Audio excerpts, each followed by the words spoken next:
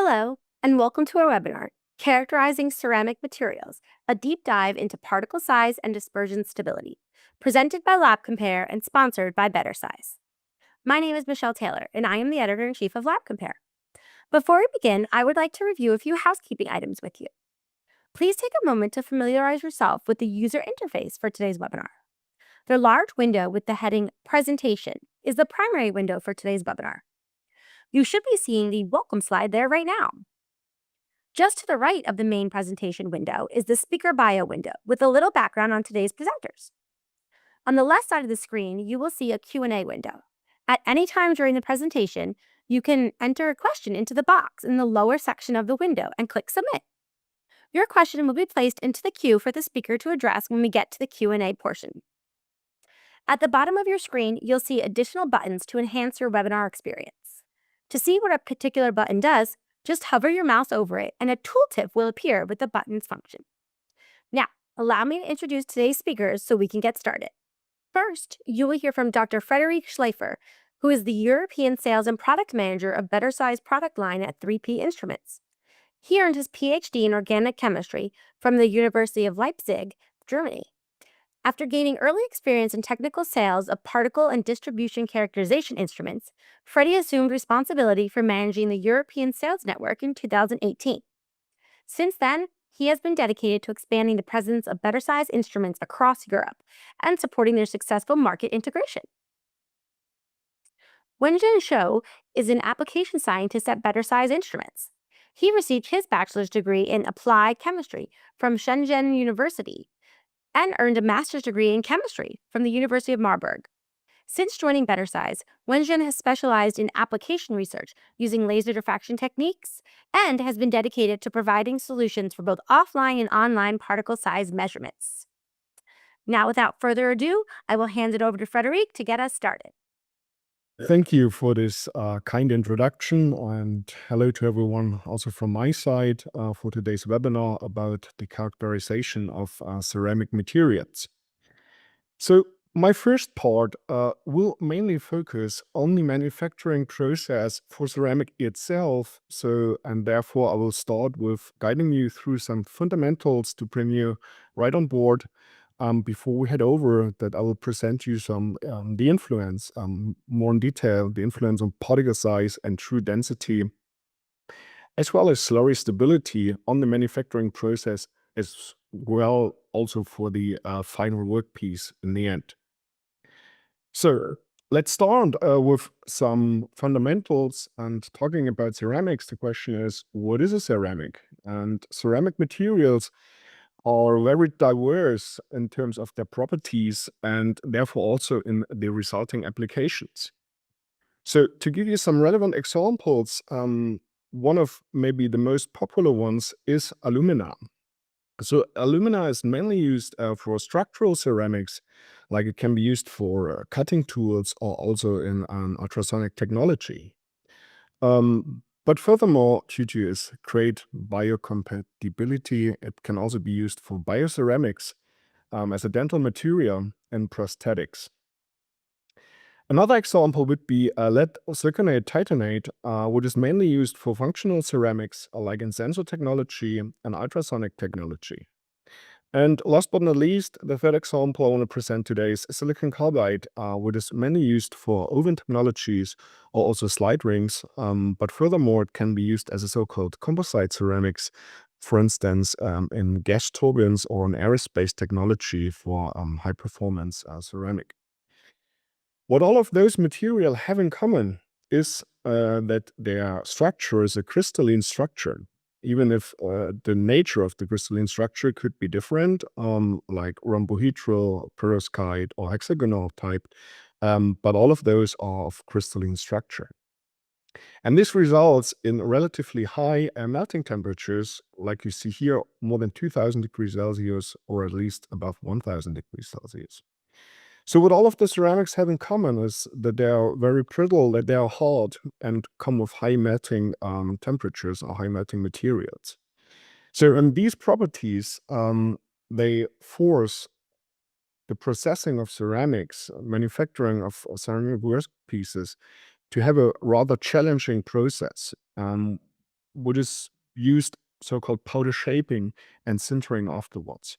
So compared to metals, they cannot easily be melted and poured somewhere to get them in a new shape. So they need this rather complex process of powder shaping and sintering. So, and here's how this process is done. So it all starts with raw materials. These are the starting powders, but not only the powders, like alumina, zirconia, or others. It is also the dispersion medium that is needed and some additives. Additives to get the final properties right in shape for proceeding with the process. So what is next is it could be milling to adjust the particle size of the raw material, but not only milling to get it smaller, it could also be granulation. Why granulation could be needed, especially if the powder needs to be transported somewhere, it could be advantage if you bring them together to granular material, which eases the transportation, for instance, of the powder material. Furthermore, they could be mixed, either or two different dry powders mixed together, or mixed in a kind with the liquid medium to form a dispersion. After this further material processing, it gets over to the very important step of the shaping process. So with this shaping process, the so-called green body is produced, is manufactured. And this can be done in different ways. We will see in one of the next slides. It can either be done in a wet process, like it's done with slip casting or spraying. And it can also be done in a dry process when it's printing presses or hot presses. So, but this step here brings the final shape of the piece you want to manufacture and forms the green body.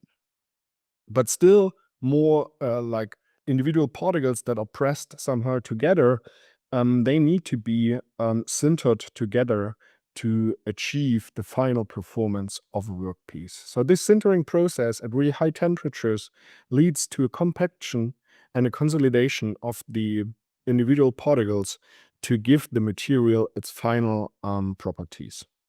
And last but not least, depending on the application, there's a final finishing.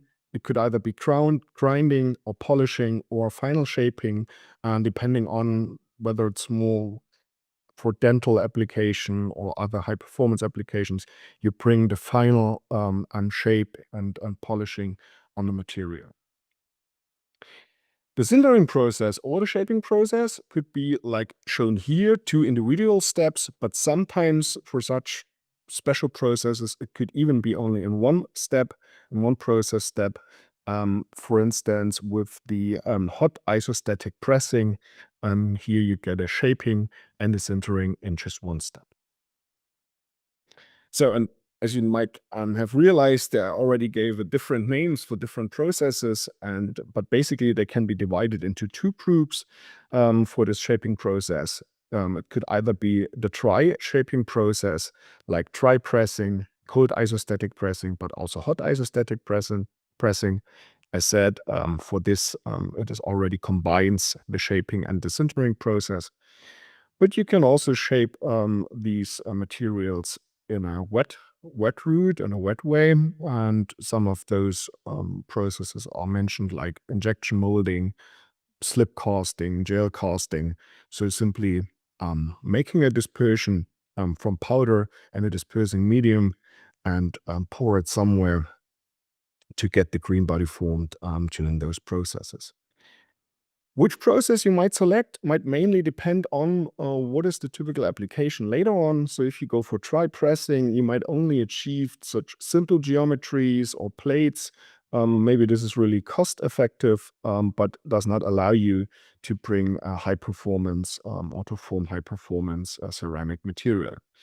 For others, if you need hard densities or really high performance, you might rather go for some of the wet processes, like slip casting, tape casting, or even tape casting 3D printing, where you can achieve really complex structures or finer work pieces with hard density and high performance. So as maybe the wet process is quite often used. For the next slides and the next part of my talk, I'd like to focus on the wet forming process. So obviously, as it's already mentioned several times, there seems to be an influence of particle size distribution, but also the true density of the starting powders on the process and therefore on the product properties of the ceramic later on. So let me give you just two brief examples which different type of size and which size range we are talking about. So ceramic starting materials are available in various sizes and various distribution widths, depending in the end on the application. One example here is a sub-microscale zinc oxide, which is used for the production of resistors. You see a particle size distribution where the majority of the particles are below 1 micrometer. So and this is what is typically used for such an application. Furthermore, there are other applications, like here's an example of a microscale iridium tin oxide granulates, which are used for electric conductive layers. So you see here, maturity is a relatively small, distributed, narrowly distributed, normally distributed here shortly below 100 micrometer. So there's not really typically to say all ceramic raw materials needs to be below 1 micrometer or needs to be around 100 micrometer. It really depends on the application itself. So the particle size and its distribution of a starting powder significantly influences the properties of the end product, in particular regarding the shaping process, but also this later on the sintering process. And this is what I want to explain to you why and how it affects these processes. So first of all, let's talk about the influence of the particle size distribution on the shaping process itself. So during the formation of the green body. So what is the main aim of the shaping process? The main aim of the shaping process is that the green body structure later on comes with a high density, comes with a homogeneous pore structure, and comes with small pore sizes. Why are these three properties of the green body are important? A high density is needed to minimize later on a shrinkage during the sintering process. So when the green body, after the green body is formed and the green body is sintered, this sintering effect will lead to a shrinkage. So if the density of the green body is not small enough, it's not high enough, if we don't have a high enough density, then you get a higher shrinkage. So, and this is of course not desired, as you want to have during the sintering process to keep with the dimensions you gave the piece at the end during the green body formation. So why is a homogeneous pore structure needed? Because you need to know that different pore sizes will behave in a different way during the sintering process. So the larger the pores are, the higher will be the sintering temperature that needs to be applied during the sintering process. The smaller the pores are, the lower could be the sintering temperature. So when you have an inhomogeneous pore structure, you might have some large pores next to some small pores.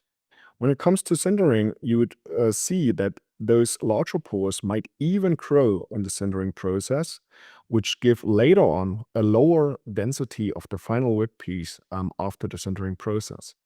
So typical phenomena is that when you have an inhomogeneous pore structure, the smaller pores, the amount of smaller pores will decrease, and of larger they will even grow on the expenses of the small pores. So to achieve a high sinter density in the end, a homogeneous pore structure is needed, no matter if large or small, but it needs to be homogeneous. Anyway, still, smaller pores are desirable and are beneficial against larger pores, because the smaller the pores are, the smaller is the sintering temperature. So therefore, you need to sinter at higher temperatures for larger pore sizes. Furthermore, a smaller pore structure give you a higher green body strength, what is also beneficial, especially if you want to transport the green body somewhere, to make sure that it would not fall apart. So therefore, smaller pores are favorable against larger pores. For this, I want to give you an example. I want to show you an example, and this is the manufacturing of a zirconia green body via a wet shaping process during a so-called electrophoretic deposition. So therefore, there was a dispersion of a mixture of coarse and fine zirconia powders in water with a pH value around 10. And there was a variation of the mixing ratio of fine and large zirconia powder. And it could be investigated by the pore distribution and also the density later on, how different mixtures or different ratios and mixtures of coarse and fine zirconia would behave later on, or would affect the final process. So here you see some electron microscopic images of this coarse zirconia with a D50 of around 3 micrometer. While the fine zirconia comes approximately with a D50 of 150 nanometers, 0.15 micrometer. So on this slide, on the left-hand side, you can see the size distributions of the pure coarse zirconia and also the pure fine zirconia next to each other. And again, the microscopic images. So how does it influence the shaping process? With different mixtures of the coarse and fine zirconia, we made some green bodies and investigated their porosity with the help of a mercury intrusion. Mercury intrusion. So here you can see the measurement of the pore radius in nanometer and the relative pore volume of different mixtures. So the red curve represents the pure fine, the pure coarse zirconia, so with 0 weight percentage of fine zirconia. So for the pure coarse zirconia powder, further processed to a green body, you would see a pore radius of around 400 nanometer. When you mix the coarse powder with a bit of the fine powder, so with 10% of fine powder, and you measure again the green body density, you will see pore radius distribution from the blue curve.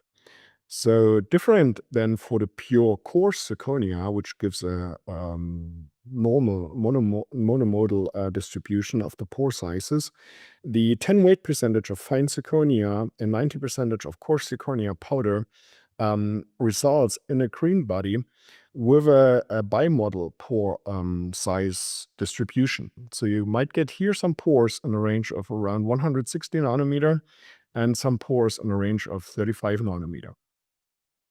But finally, when you mix 16 weight percentage of the fine zirconia into 84% of the coarse zirconia, you achieve a green body density with only a monomodal pore distribution of around 35 to 40 nanometer.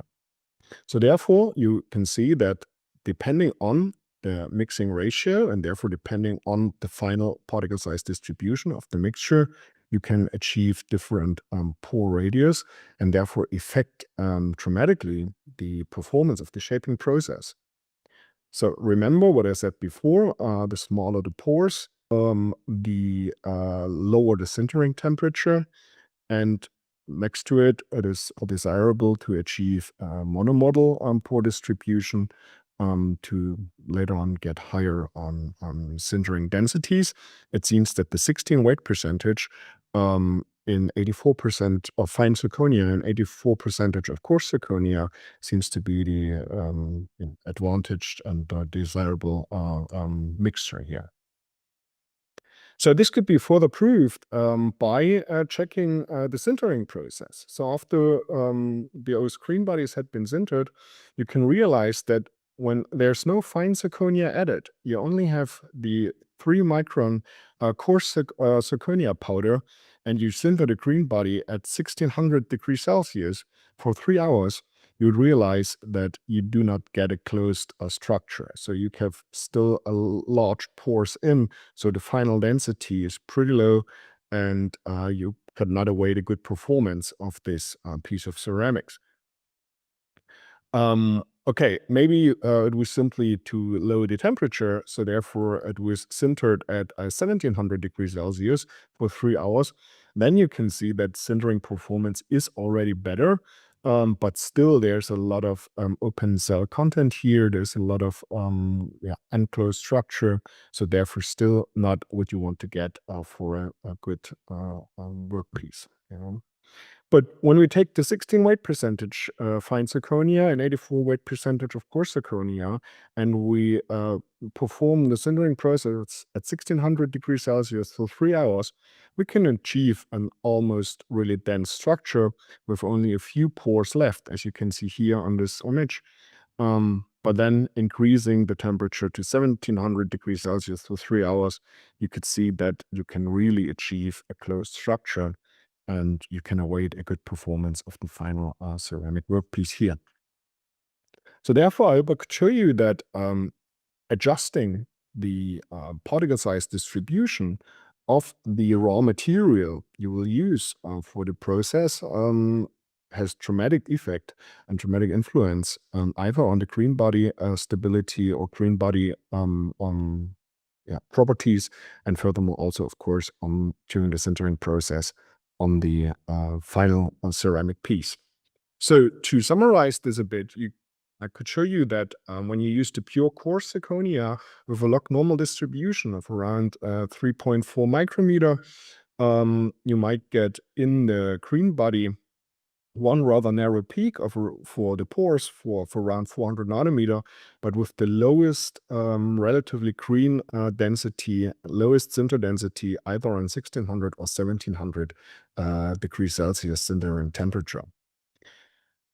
Yeah, by increasing a ratio of a fine zirconia up to around 10 weight percentage, we got a bimodal size distribution with a D50 of around 3 micrometer. But for the pore size distribution in the green body, we got a bimodal distribution. So we got small pores and larger pores, resulting in a medium, relatively green body density, sintering densities. And finally, when you use 16 weight percentage of the fine zirconia, we got a bimodal size distribution with a D50 of around 2.8 micrometer. We get one broad peak for the 38 nanometer pore radius, but we achieve really high densities either for green body and also for sinter bodies.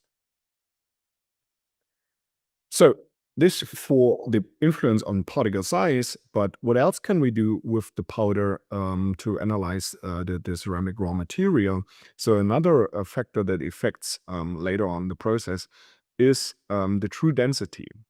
So I want to show you how the true density can affect the starting powders, or the other way around, how the different densities of starting powders can affect later on either the process or the performance of the final ceramic pieces.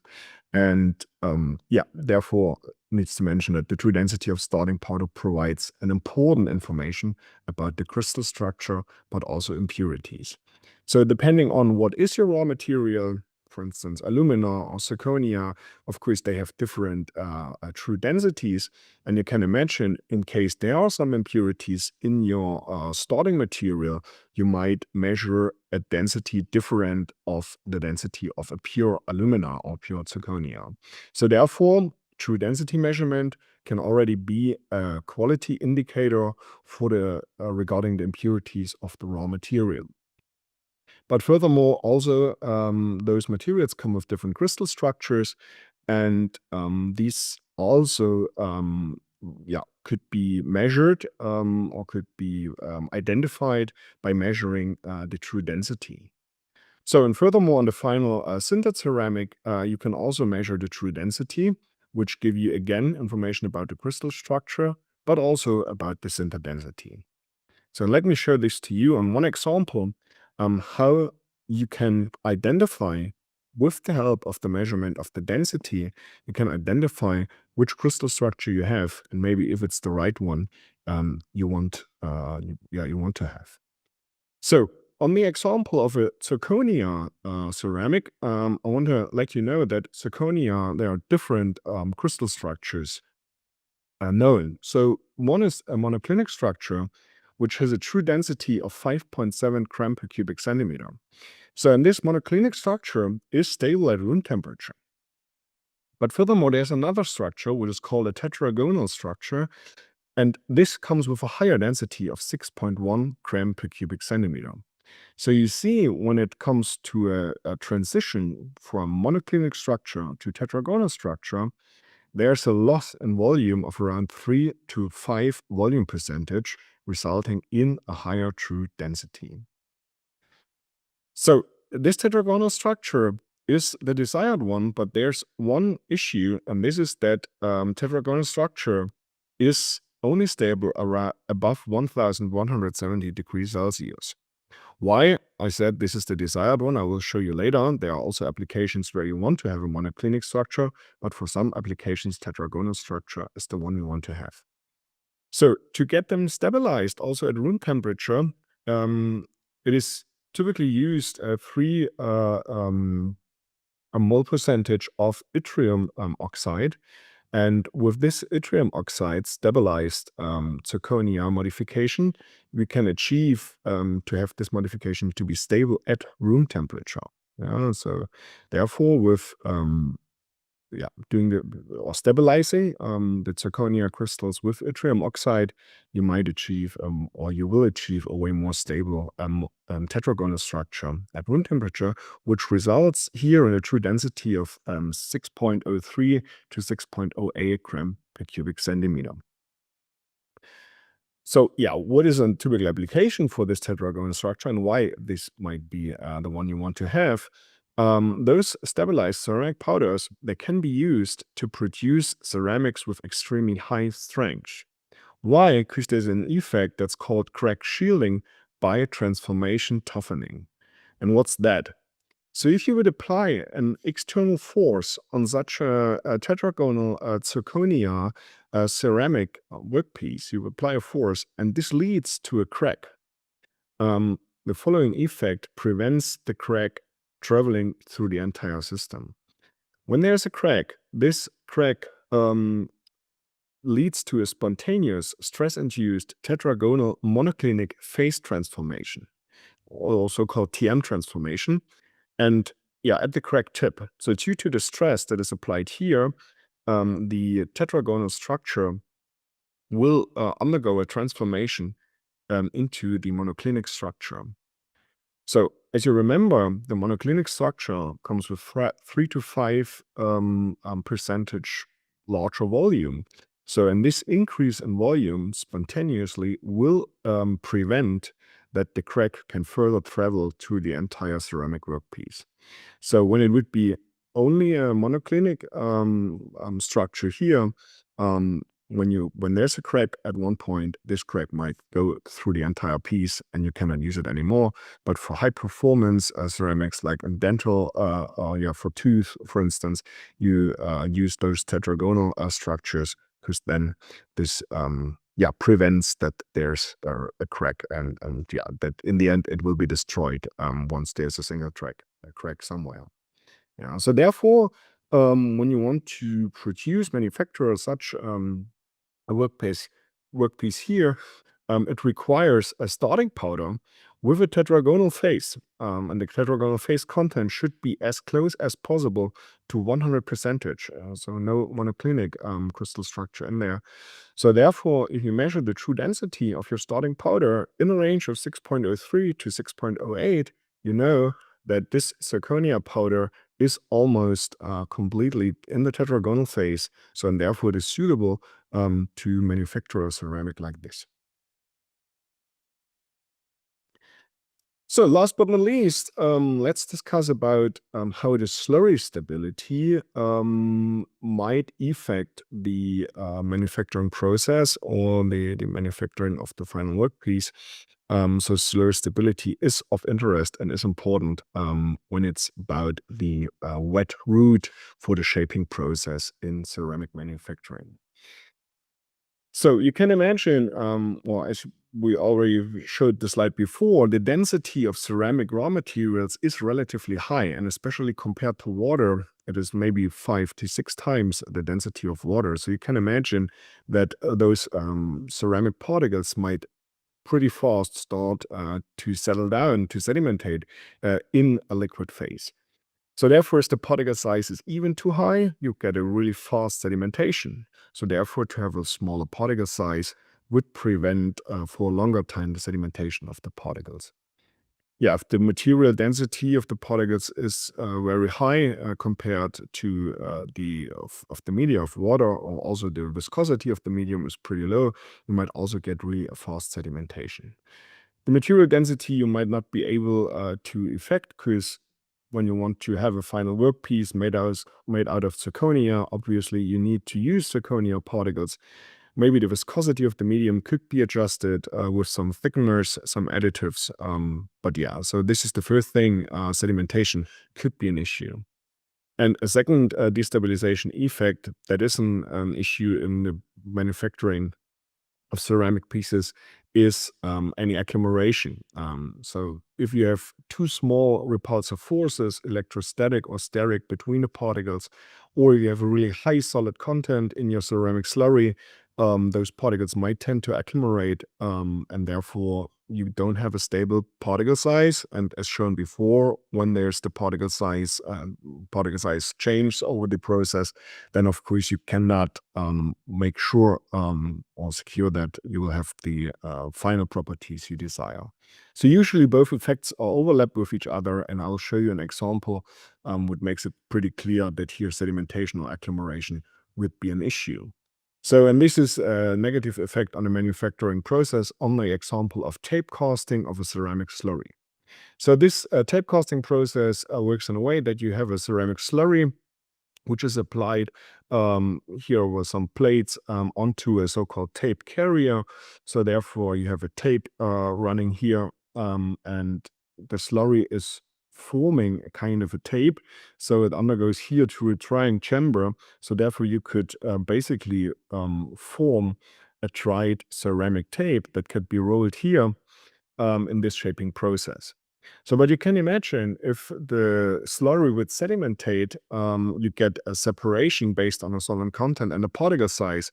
So that means at the beginning of the process, you will get a lot of large particles, and later on, finer particles, which leads to an inhomogeneous dried tape here during the shaping process. And also when it comes to slurry accumulation, there's a change in the slurry processing. So maybe the viscosity might change during the process, which also leads to inhomogeneous processing here.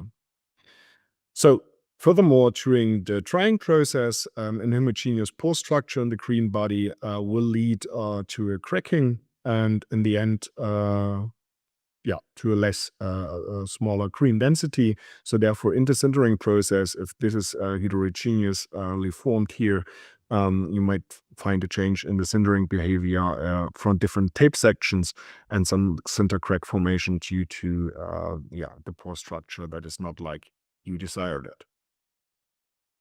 So therefore, particle sedimentation and accumulation are likely destabilization effects in ceramic slurries, and you need to try to prevent them, or at least to analyze them. So both effects have a negative impact on the shaping effect and the properties of the resulting green body, which leads to inhomogeneous pore structure, a change in the green density, and last but not least, the sintering properties might be negatively affected by this, with a probability to a crack formation during the sintering increases. So let's come to an end for the first part. I'd like to show you, or with this I want to hand over to the second part.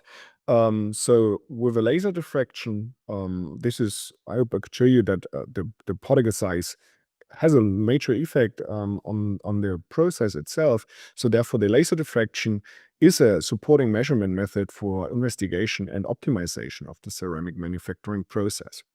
And one instrument that allows you easily to characterize such powder materials, but also later on the slurries, is the better size 2600, which comes either with a wet dispersion module BT802 and a dry dispersion module BT902, which allow you either the characterization of dry or wet samples.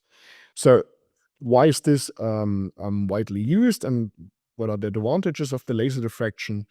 First is that laser diffraction gives you a really broad and large measuring range. Yeah, the measuring range for the better size 2600 starts already at 20 nanometer and goes up to several millimeters. So therefore, you can span really a wide range, and no matter if it is more the submicron ceramics or it's the micrometer particles, they can be measured. Yeah, dry and wet dispersion is available. A laser diffraction measurement is pretty fast. You get a result within a few seconds, and it gives you very good resolution. So even if you mix different powders with each other, you could easily resolve a multi-model distribution. So therefore, you can easily monitor the quality of the starting powders, your raw material, and you can also monitor any granulation or milling processes, or later on identify and indicate heavy agglomerations if you check for the final slurry.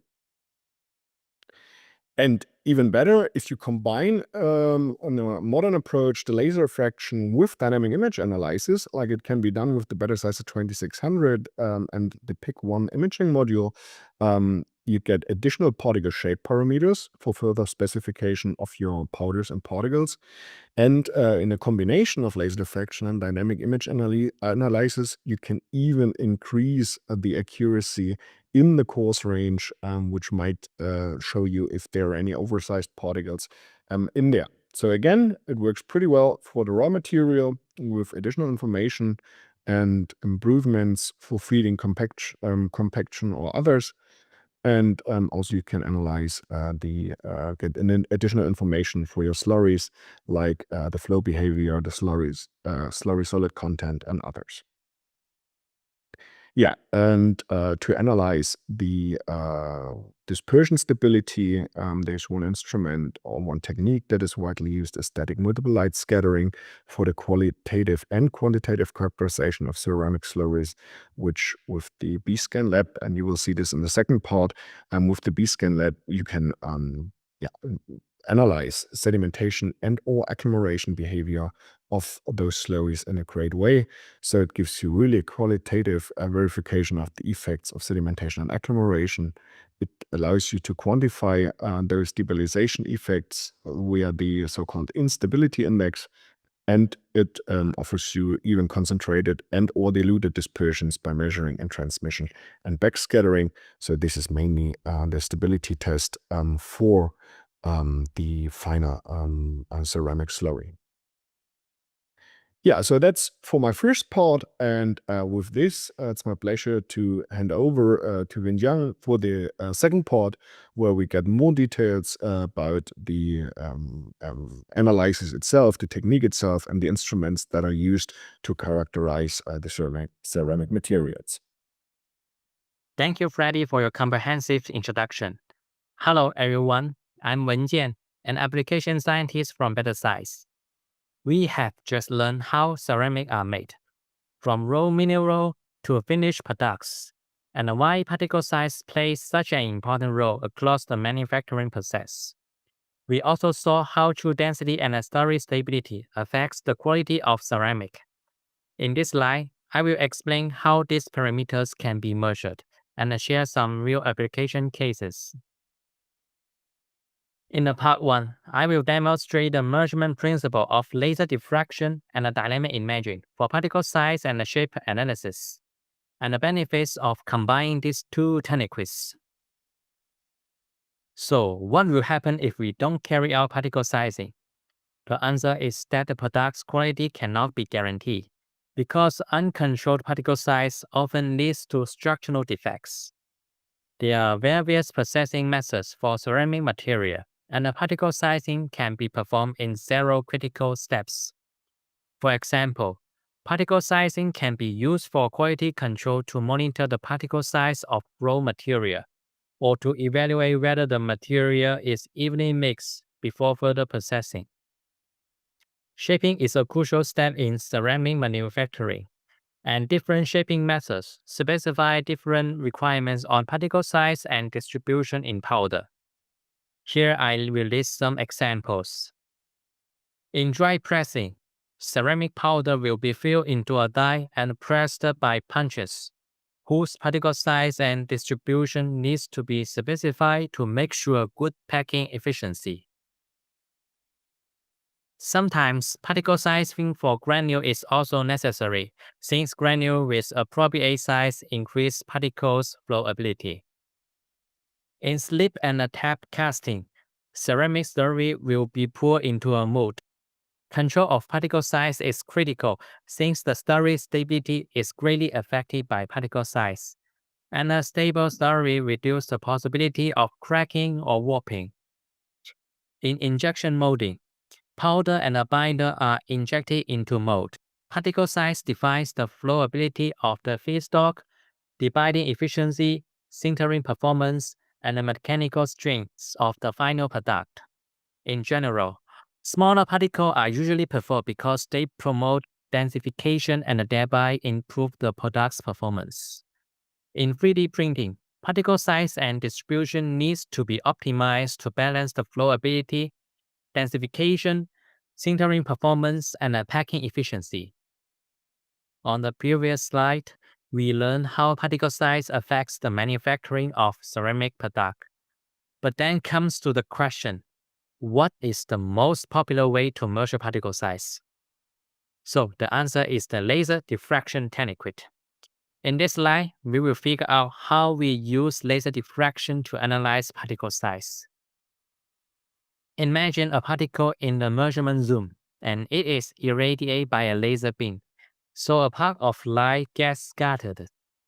Scattering can be considered the combination of 4 light phenomena, namely reflection, attenuation, refraction, and diffraction.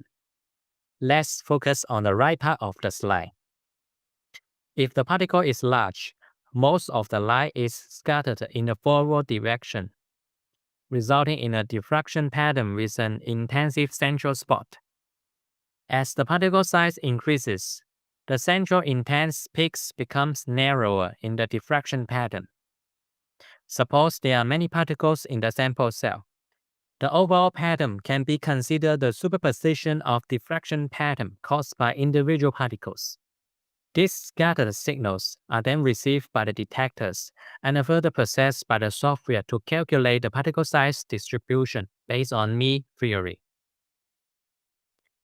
We have gone through the basic principle of how laser diffraction works to determine the particle size. Let's take a closer look at the actual particle size analyzer. An illustration of simplified interior structure is shown on the right side.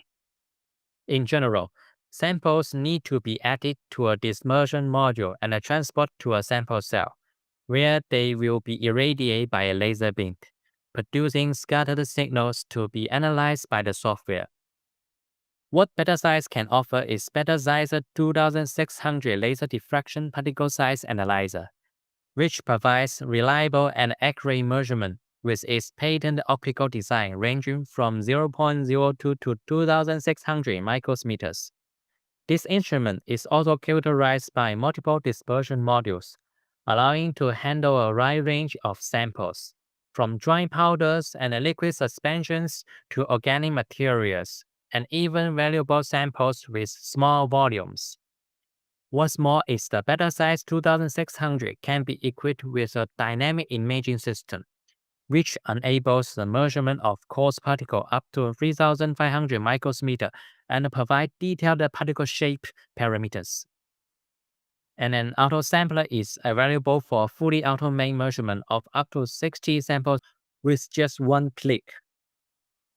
In this way, the BetaSizer 2600 not only offers a versatile dispersion modules for different sample types, but also enable dynamic image analysis for detailed particle size shape characterization, and supports fully automated measurements by using a dedicated auto-sampler to minimize human intervention.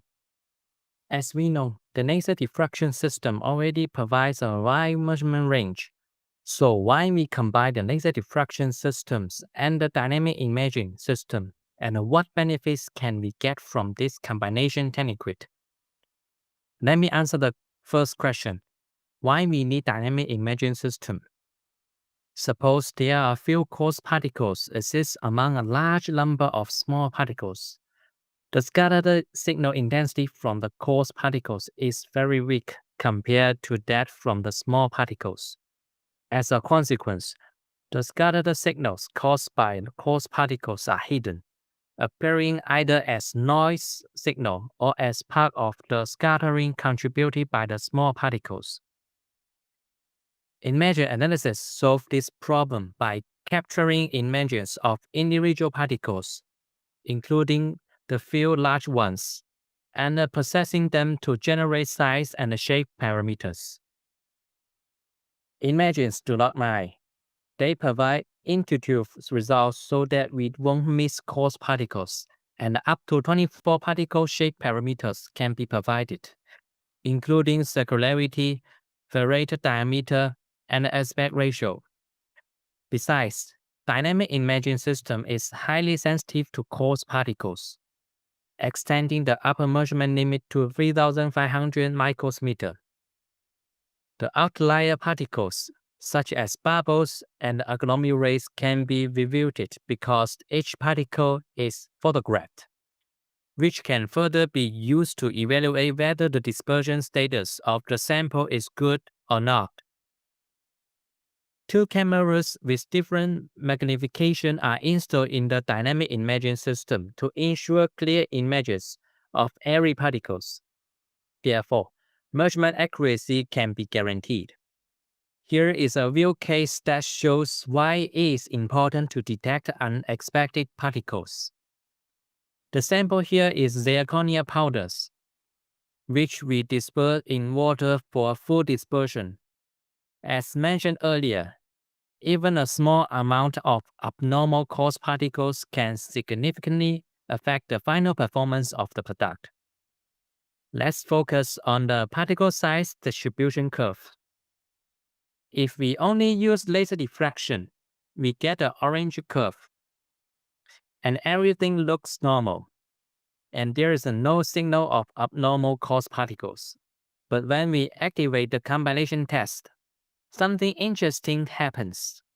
We can see there is a small ghost peak at around 120 micrometers. And when we check the individual images of the particle, we can notice that there are particles whose size are around 120 micrometers in the sample. This indicates the high sensitivity of dynamic imaging system to coarse particle. Okay, we already know how to measure particle size by combining laser diffraction technique with an image analysis. Let's shift to another important parameter, the true density.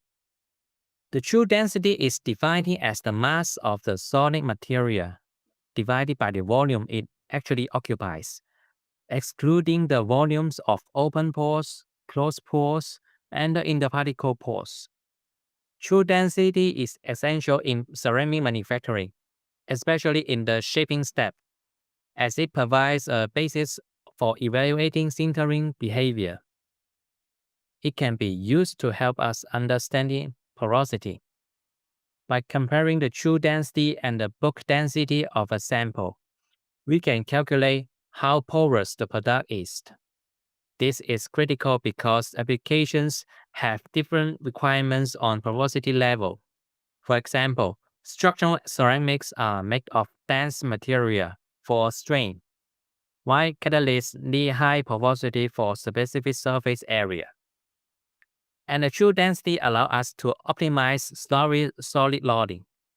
When preparing a slurry for casting or 3D printing, knowing the true density ensures the right particle volume fraction, which can prevent structural defects. True density also helps us predict the shrinkage and the final dimension. Using true density, we can calculate how much shrinkage to expect and optimize design so the final part is the correct size. In short, understand it let us achieve precise and high-performance ceramic every time. So, how can we test true density quickly and convincingly? The answer is using a gas speculometer.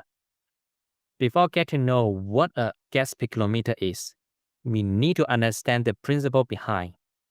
The key of the principle is Boyle's law, and it demonstrates that a gas pressure times the volume is constant when the temperature and the mass of the gas are constant.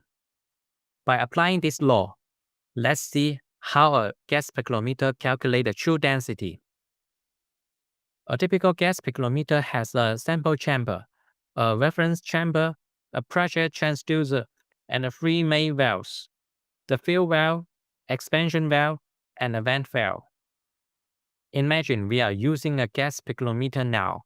We start the measurement by opening the lip and placing the sample in the sample chamber. Close the lip, keeping the expansion valve closed.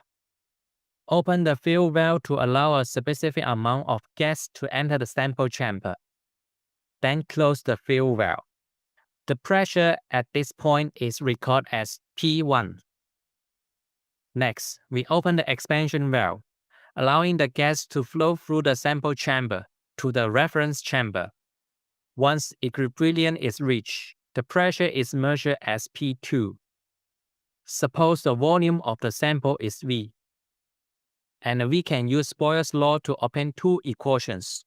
The volumes of the sample chamber and the reference chamber are already known, along with the recorded values of P1 and P2, so the volume of the sample can be calculated by the software. With the sample's mass easily obtained with a precise balance, we can then determine the true density. With the gas speculometer from beta size, we benefit from enhanced capabilities. The BetaPic 380, combined with its user-friendly software, provides extensive measurement options, including volume, density, solid content, and open cell content, making it suitable for a broad range of applications. It offers rapid, highly accurate measurements with an accuracy of 0.02% and operates within a flexible temperature range of 10 to 65 degrees Celsius, accommodating diverse sample conditions. The system can also be equipped with 316 stainless steel sample cups, ideal for handling corrosive material like cement to ensure long-term durability. With a volume capacity ranging from 1 to 100 cube centimeters and automatic chamber volume matching, it adapts to various sample size. In summary, the BetaPic effectively measures hard forms, liquids, solids, semi-solid mixture, and slurries, making it a highly adaptable solution across the industries. Based on the measured volume and the true density, 3 interior stabilized zirconia ceramics were analyzed to evaluate the porosity level of the material to determine the appropriate 3D printing parameters for ceramic prostheses. If the porosity level is high, the green body shrinks greatly after sintering, probably leading to structural issues or non-specific size. Understanding this parameter is crucial because they directly affect the final dimensions, mechanical properties, and overall performance of the print ceramic parts. Samples with a porosity level between 10 and 15% are generally considered good. We measured 3 samples, and sample 1 performed better than samples 2 and 3 because it has the lowest porosity level.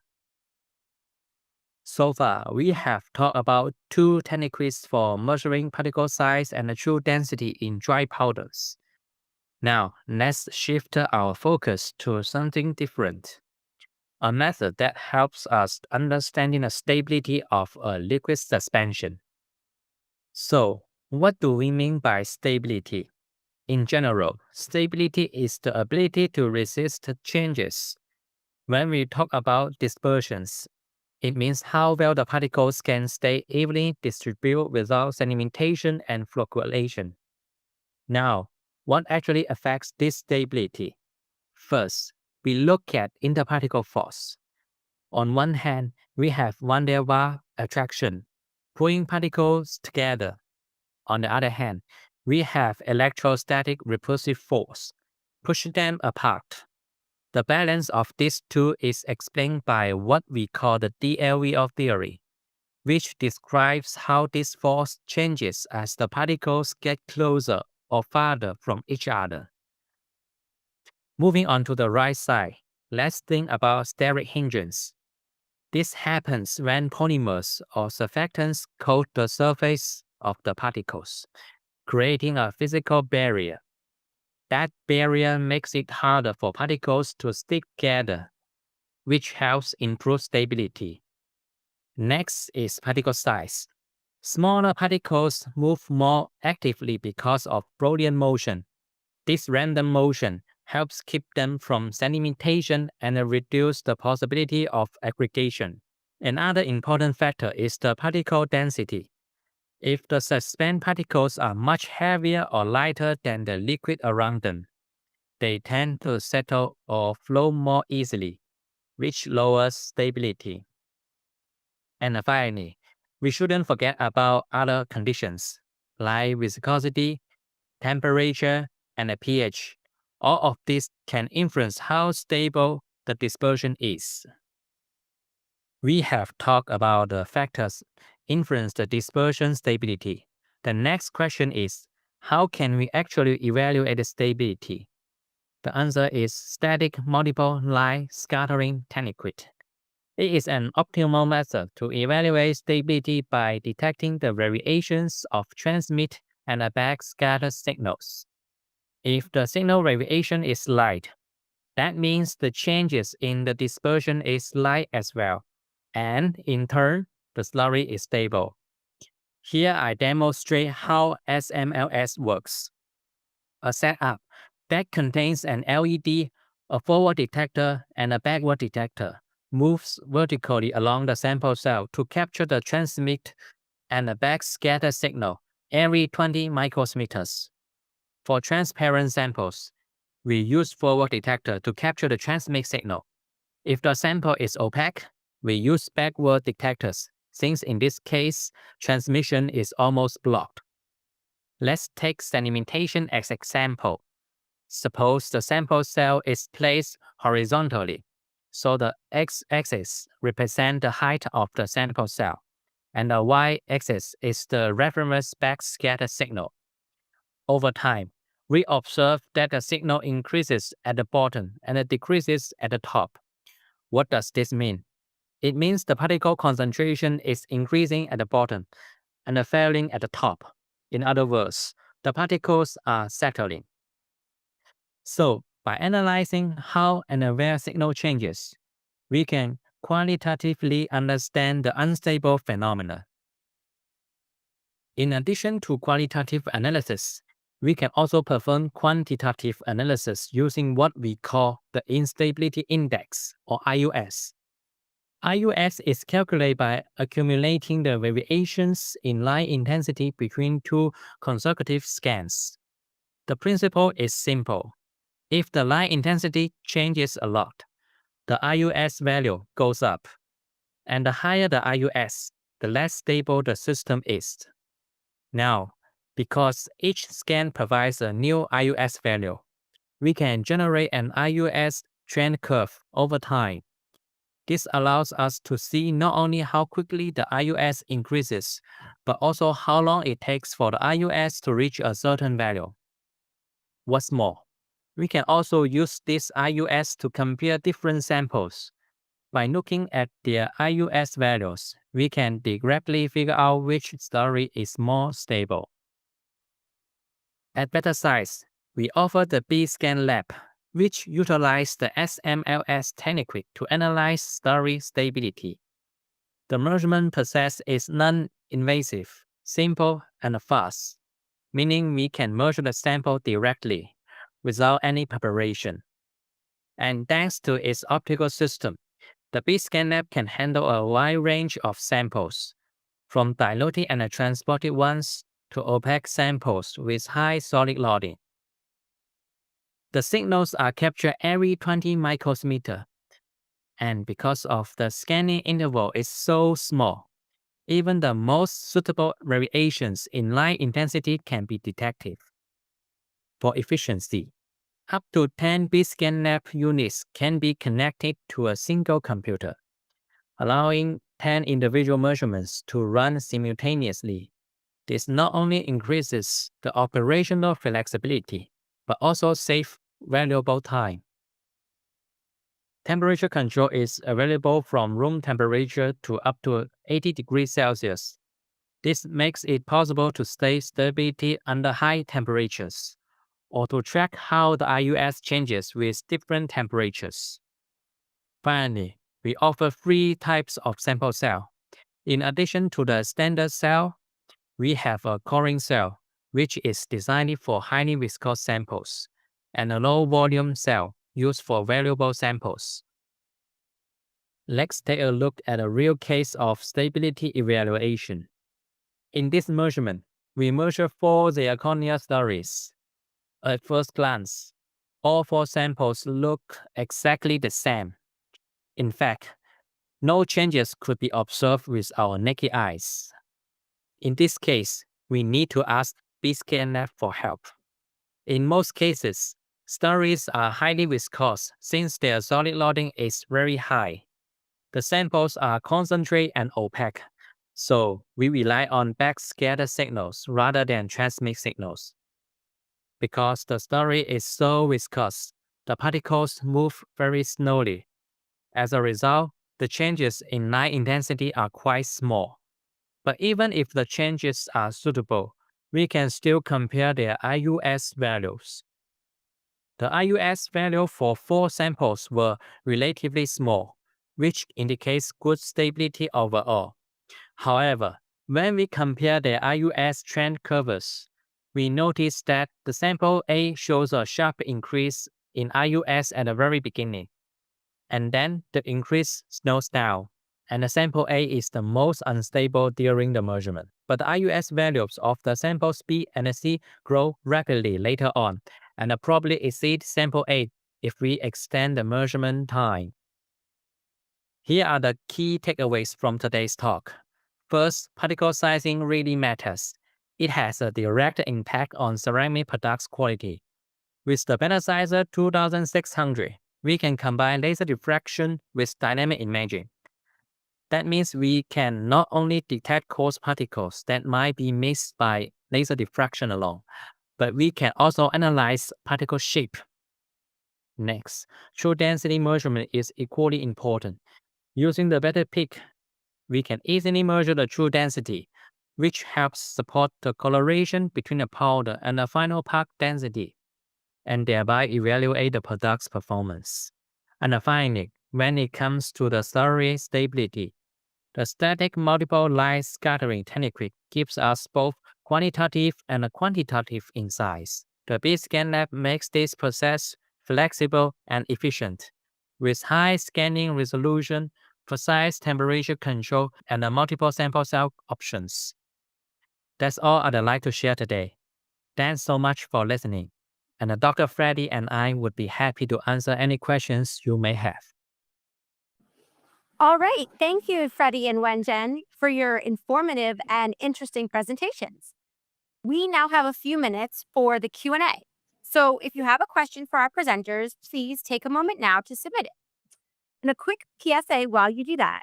This year actually marks Bettersize's 30th anniversary, and they're marking this milestone with something special, a free 3-year warranty on all new purchases. With 106 patents powering innovation and 22,000 plus organizations worldwide trusting Bettersize, there's no better time to upgrade or expand your lab capabilities. If you've been considering a new purchase, now might be the perfect moment. All right, I see a bunch of questions coming in, so let's get started. Ready, a first couple ones that have come in are for you. Are you ready for us? I am. Please go ahead, Michelle. All right, so you demonstrated how different proportions of fine zirconium dioxide powder affect green and sinter density, with the best results achieved with only 16% fine zirconia powder. Would a larger amount of fine powder therefore achieve even higher green density or enable sintering at lower temperatures? Yeah, so that's a good question. Of course, this is something you might would await, as a higher amount of fine powder might result in even smaller pores in the green body. So maybe you get a lower sintering temperature or even a higher strength in the green body. But unfortunately, it's the opposite way, because yeah, you would see even a lower green body density. And the reason is that, as I showed, as I demonstrated, those fine powders will occupy the interparticle spaces between the larger particles. So, and once there is a saturation and all the interparticle spaces of the larger particles are already saturated, then an additional fine content would form layers around the larger particles. So, and this leads to an even lower green body density, and yeah, also to what does not really has an effect on the sintering temperature. And there's another disadvantage, and this is the more fine powder you add in, the higher the solid content of the fine powder, the higher would be the resulting viscosity of the slurry. And higher viscosities make it even worse with processing, or does not allow the particles to orientate and pack and arrange in a proper way during green body formation. So therefore, there's a maximum and an optimal ratio, and this is for this example with 16 percentage. Perfect. Okay, thank you for that explanation. Another one for you. In the example shown regarding the influence of particle size on the final sintering strength, sintering conditions of 3 hours at 1600 Celsius and 1700 Celsius were selected. However, would it not be possible to achieve the same sintering strength as at 1700 Celsius for 3 hours by sintering at 1600 Celsius for 4 or 5 hours? Yeah, so basically, this is a desire to have smaller sintering temperatures, of course. Yeah, especially since an oven with higher sintering temperature is more expensive. And of course, also energy consumption would be higher. However, the longer sintering is the sintering temperature when it comes to long sintering processes has a disadvantage, as you need to know that during the sintering process, it forms some crystallites or grains in the dense body. So does not really refer to the particle size of the starting material, but through the sintering, you might get different orientated crystallites in the sinter body. And the longer you sinter, the more will these grains will grow. And you get a grow of the grains there, and you get less interfaces, less boundaries between those. And this effect will give a less sinter body density. Yeah, so therefore, long sintering time is not preferred. You might get as short as possible with as low as temperature as possible. Therefore, it was the fine powder, and I will need to be honest with you, it was not all the details, so it could be even better when you exchange a bit. Do not only use zirconia fine powder, but add a bit of alumina fine powder. Then you can even achieve lower temperatures and a lower sintering time. So yeah, it's really a complex thing. So, yeah. Gotcha. Perfect. Okay, thank you for that. Wenjen, we have a few questions over here for you now. You ready for us? Yes, I'm ready. All right. You mentioned in your slide that up to 10 B-scan labs can be linked to the same computer. Do they run independently without interfering with each other? Yeah, thanks for asking. That is a good question. Yes, each scan lab works independently without affecting each other. And each scan lab can perform stability analysis according to its own SOP. And even the measurement temperature and the types of the sample cell are totally different. We can use one software to control up to 10 instruments. And this increases measurement flexibility. That means we can measure different numbers of samples according to our needs. For example, if we want to measure two samples simultaneously, we can just link two BScanNet to one computer, and we can start one stability analysis under high temperature. And at the same time, we can also perform a stability analysis for a highly viscous sample using our coring cell. And we can also start or stop each measurement individually. Okay, perfect. Thank you. Another one. What gas is used most often for the gas pygnometer? And will using different gases have a significant impact on the results? Okay, helium is commonly used as displacement gas in a gas picrometer for determining the true volume of the ceramic materials. One of the main reasons is that the helium is chemically inert, meaning it does not react with most types of ceramic or other solid samples. In addition, helium has an extremely small atomic size, which enables it to permeate into very fine pores and voids that may be inaccessible to large gas molecules.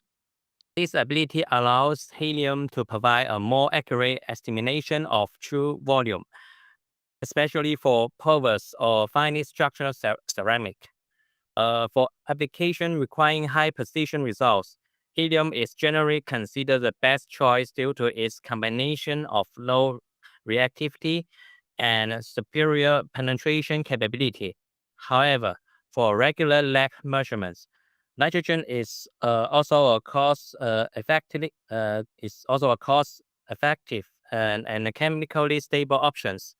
For non-porous samples or regular ceramic powders, the difference in measured results when using different carrier gas, for example, helium, nitrogen, or carbon dioxide, are almost the same. We need to choose appropriate gas according to our demands. Okay, perfect. Thank you for that explanation. So helium it is. All right, Freddie, back to you.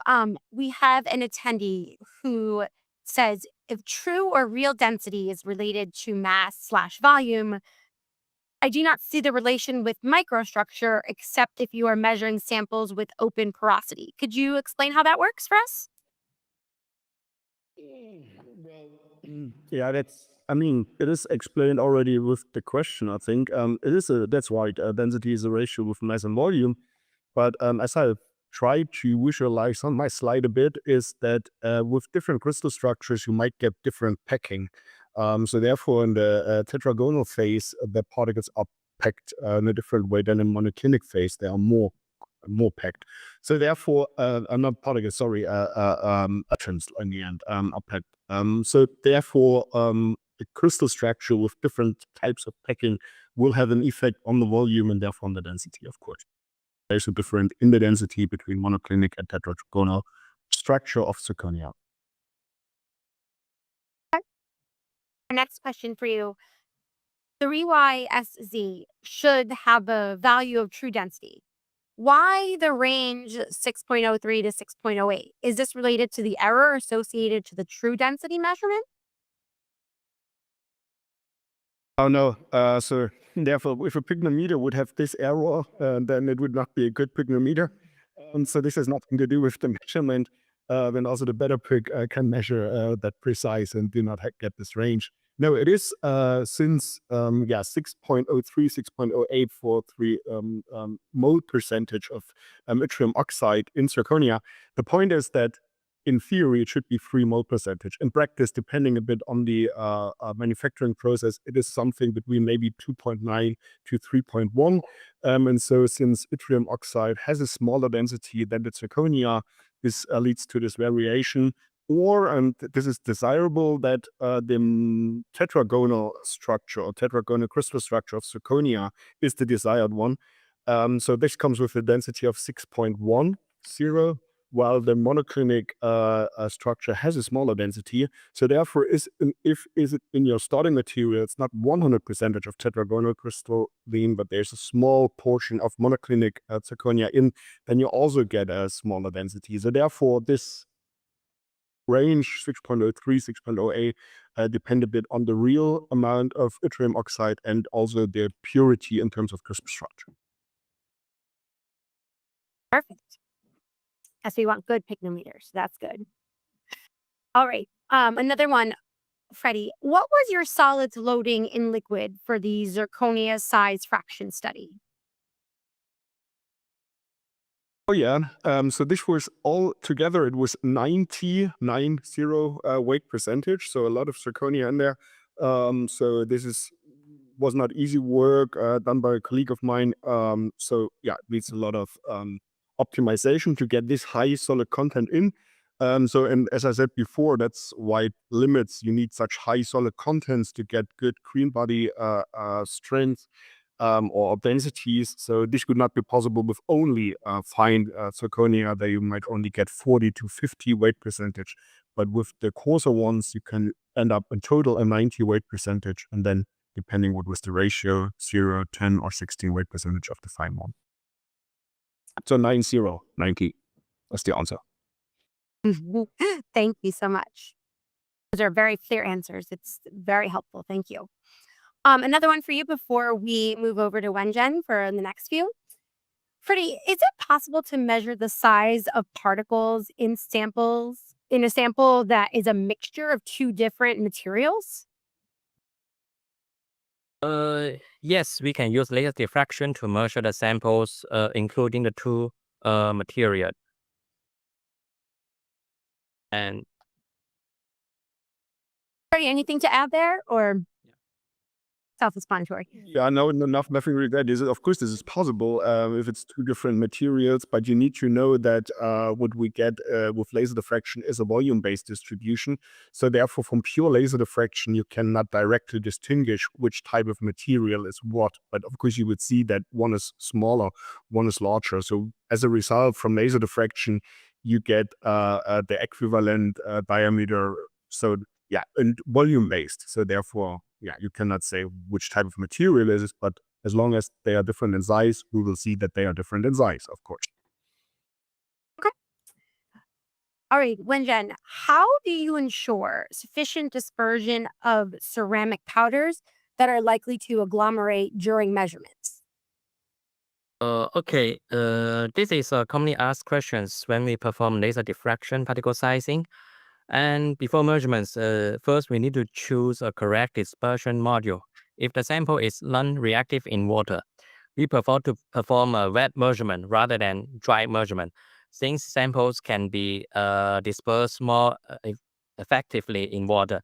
If the sample is not stable in water, we can use a dry dispersion module or we can use anti-corrosive dispersion module, and where the water is replaced by organic solvent. For wet measurement, stirring, ultrasonication, and dispersing agent are three common methods to make sure that the samples are fully dispersed. With the beta size 2600, circulation speed, ultrasonication power, and the feeding volume of the dispersing agents can be adjusted with the analysis software. But we need to be careful because too low circulation speed may cause sedimentation, and too high can form bubbles. Similarly, excessive ultrasonication can break up particles, and overdosing dispersing agent can lead to flocculation, for example. And for dry dispersion, the sample is carried by the venturi device, and here we can adjust the dispersion pressure, which provides shear force to break up agglomerates. And besides, there are collisions between between the particles and the inner wall of the sampling holes, which are also beneficial to dispersion. But again, caution is needed because too high pressure may damage particles. So in short, we can achieve full dispersion by carefully modify these parameters depending on the sample types. Okay. All right, another one for you here as we get close to the end. Wenjin, do you recommend utilizing the imaging analysis with all particle size distribution measurements?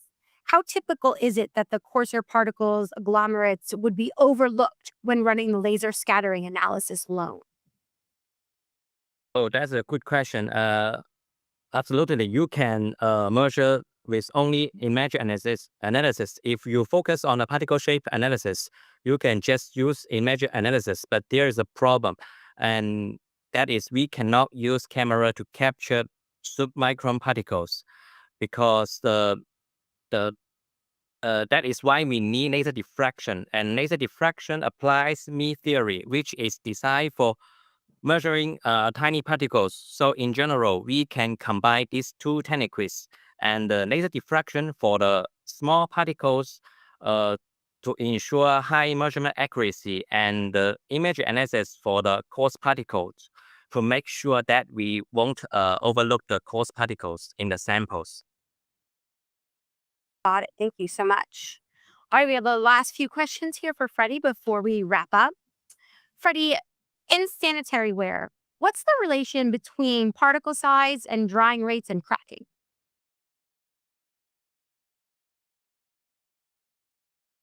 Oh, we can't hear you. Maybe make sure you unmute.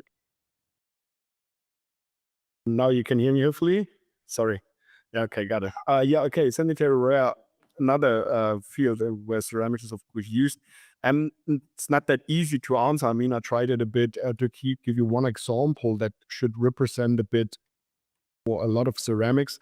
I mean, basically, it's always a bit a mixture, how with mixed different fractions, size fractions, and to avoid cracking, as I showed you, then of course, if you have too much fine content, you might get too high viscosities, and therefore and you cannot get such high content, such high solid content. So therefore you get less screen body density, what might easily fall apart. So it's not that easy to answer just with one answer. I think that needs to have a closer look. So whoever asked this question, please do not mind to get in touch with us, and then of course we can in detail evaluate your application and discuss a bit how the instruments could help you and what might be also in terms of application be recommended. Yeah. All right, last one for you, Freddie. What are the limits of granulometry laser? The limits of laser diffraction in general, I think, and this is how I would interpret it, the data or the question. Yeah, I mean, I think Wenjin tried to show this also a bit. I mean, basically, in laser diffraction, we get volume-based distribution curves. I mean, what the benefits of laser diffraction is clear. It starts in the nano range, going up to the millimeter range. But especially if you have broad distributions, and especially the small particles are in terms of number always way more represented than the big ones. So maybe laser diffraction in general struggles a bit with this oversized analysis to identify the small number of large particles. It might lead you to some troubles, especially also in ceramics, but also in other fields. So therefore, there the image analysis could additionally help. And furthermore, what is a limitation in laser diffraction is that, of course, all particles are treated to be spherical, even if they're not. So if you have really shape anisotropic particles, you would not see this, basically. Here again, image analysis can help. Yeah, so, but on the other side, laser diffraction is pretty fast and it gives a wide range, so therefore it's pretty popular. But sometimes, especially for unknown samples, you might need a bit of addition in the informations, like from image analysis. So where this combination, better size of 2600 with PIC 1 is a good fit, especially to give you a deeper look inside. Perfect. All right, audience, that about wraps up all the time we have for Q&A today. I'd like to thank Freddie and Wenjin for their wonderful presentations and clear answers to all of your questions today. And thank you to Better Size as a whole for sponsoring today's webinar. In 24 hours or less, this webinar will be available on demand if you'd like to watch it again or share it with friends and colleagues. Thank you so much for attending today's webinar. We hope you have a wonderful rest of your day. Thank you. Bye-bye. Thank you. Bye.